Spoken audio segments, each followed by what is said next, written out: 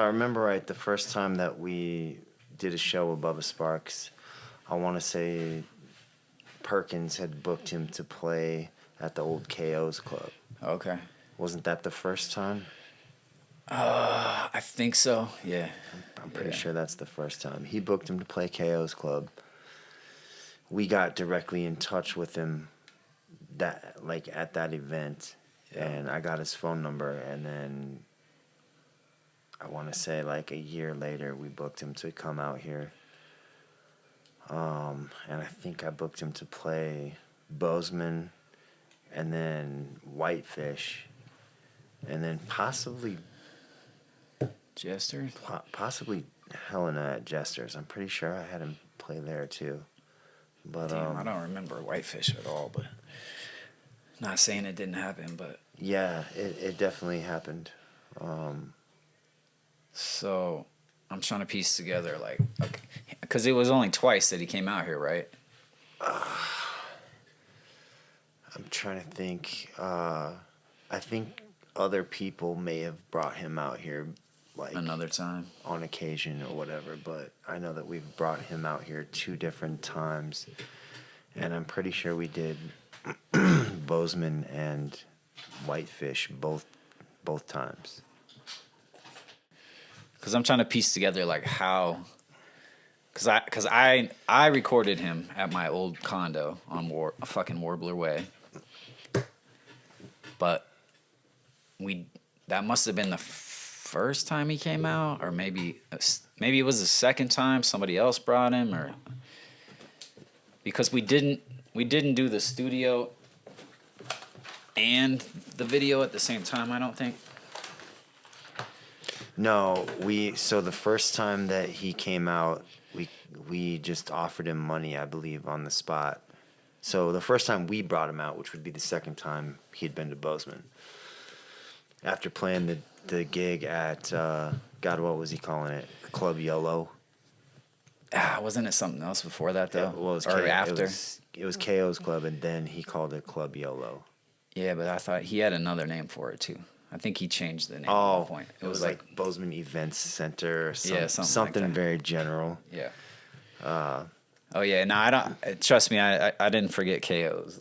Yeah, KO's classic, but yeah, he came out, played that one. We met him. I got his phone number, and then me and him started talking, and I sent him, some of our music, and I sent him some links to Dusty Dilsnick music videos and shit, and he took like a big liking to Dusty's shit. He thought Dusty was like badass. He thought Dusty was like gonna be next to blow. At least that was the vibe that I got from him. He thought Dusty was like really something.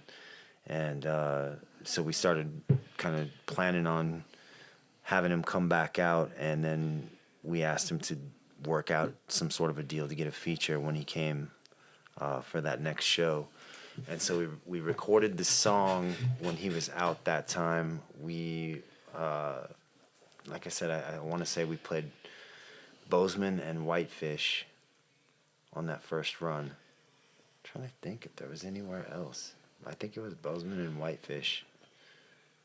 For some reason, it seems like we played Jesters with him too, but I know we got those shows in, and he was just like, down to earth, like cool dude to hang out with, and just super chill. And the fact that he's like a fellow white rap artist that I used to listen to a lot of his shit, and like, he inspired me to continue, thinking that a white rapper could do this shit.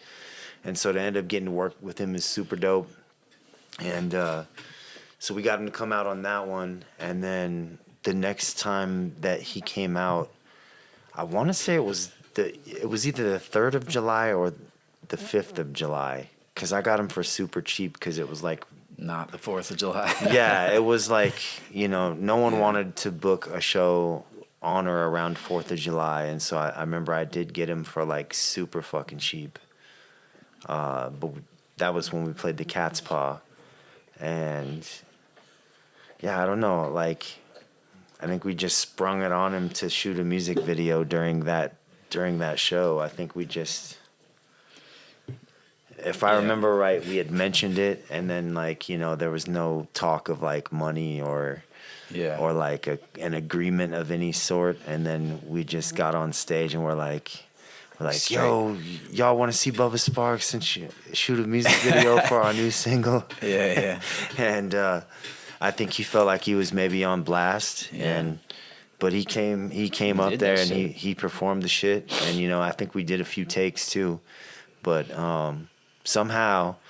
And this is a credit to his artistry, because I tell you what, if I did a feature for somebody and they put me on blast like that, thinking I'm gonna remember that fucking shit and be able to spit it for well enough to be timed up, and not look like a kung fu movie or whatever. But well, I think like you said, a credit to him, but like I think his saving grace was like it was the same at the same time we did the video, so that shit was like fresh in his mind. So that was the same trip, right? Yeah.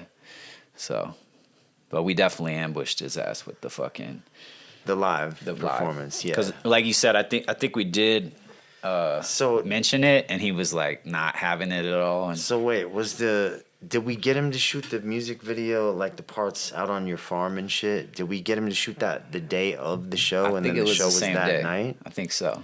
Okay.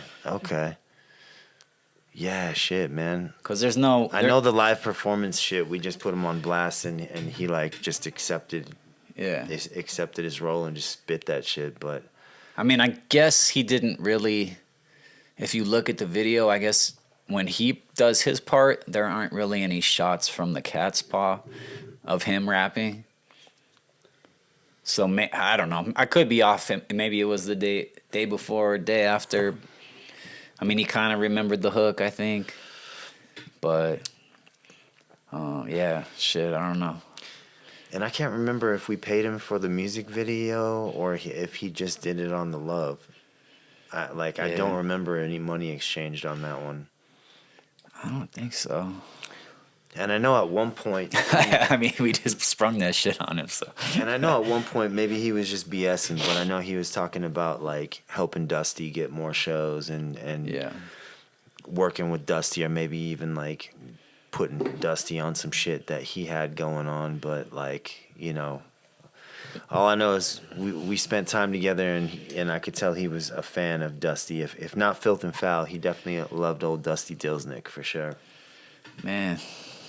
Dusty, hard to forget, huh? How about in the video, Bubba Sparxxx driving my fucking Cordoba, I remember he really thought the Cordoba was like unique and super dope. Yeah. And man, Cordoba was looking clean as fuck back then too, with them. I don't even know. They were big ass rims. Yeah. I don't know if they were 20s. I don't know if they were 22s, but they were pretty fucking big, and they were nice. Yeah, driving up and down the fucking dirt road out here.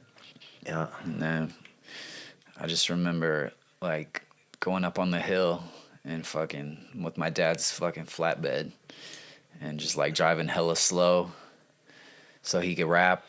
And then you always ask me about this, and I don't remember it, but you're like, do you remember homeboy falling off the truck? Oh, yeah, Dave. Yeah. Like, we're mobbing through the field, and Dave is, like... He's sitting on the edge, and the wind catches his cowboy hat, because he's wearing a cowboy hat for the shoot. Wind catches his cowboy hat, and when he goes to try to like catch it, he falls off the truck completely and just tumbles and just like jumps back up and dusts himself off. And, man, that would have been crucial to have in the video. Oh, that would have been. Yeah, how did we miss that shot? I don't think Nicole has the. Shout out to Nicole Stotts. Yeah. I don't think she has the footage, because I was trying to get the video to post on our YouTube channel, because it was only on hers. So, but I think they had like a computer crash or some shit, and they lost all that. So, yeah. But man, that would have been the shot to have him just falling some off the truck. Some classic B-roll. Big Dave taking a dip. Yeah. Rolling through the field. Yeah, that would have been some fucking crazy shit. Wow. But yeah, that was a cool day, man. Just hanging out with Bubba Sparxxx, like at your place where you grew up and your family's farm. Like, it was a classic scene for the What You Know About It Filth and Foul music video featuring Yeah. Bubba Sparxxx and Dusty Dillsnick. Check that out on YouTube if you haven't already seen it. We took it down and re-uploaded it. Swear to God, we had at one point, I want to say we had like 80,000 views. Oh, it's still on her channel. Oh, okay. So I mean, it's you can. I know it was a significant amount of views that we had on that one. Yeah, I just wanted all of our shit in one place, so it might pop up on hers, it might pop up on ours, but either way, we should get paid for it. So Yeah. I guess. Yep. Big bucks. The So. big bucks. Nah, but that was dope. I mean, just getting to record him was dope as fuck. I still have he left his lyric sheet. I got it in a frame. I need to hang it up, but cause he was Grammy nominated, right? I think. I should check so.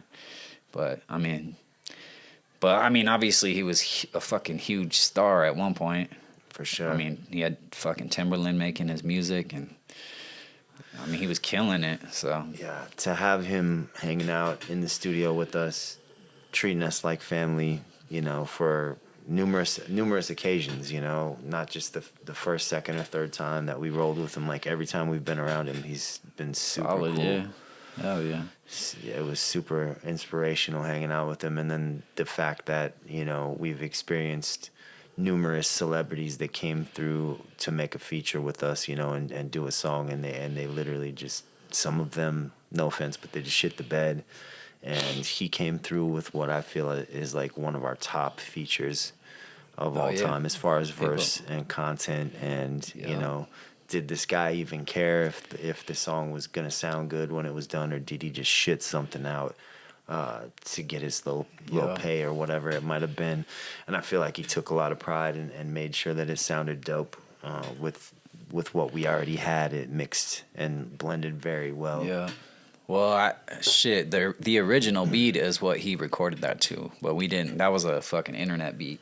Yeah. So I remixed the shit and tried to emulate the beat as much as possible, but I just wanted to make sure like we owned the rights to the beat, because I mean, you get fucking Bubba Sparxxx on a song, you don't want to like not be able to use it or get it fucking yanked off of whatever streaming platform and shit. Do you have that original version with the internet beat?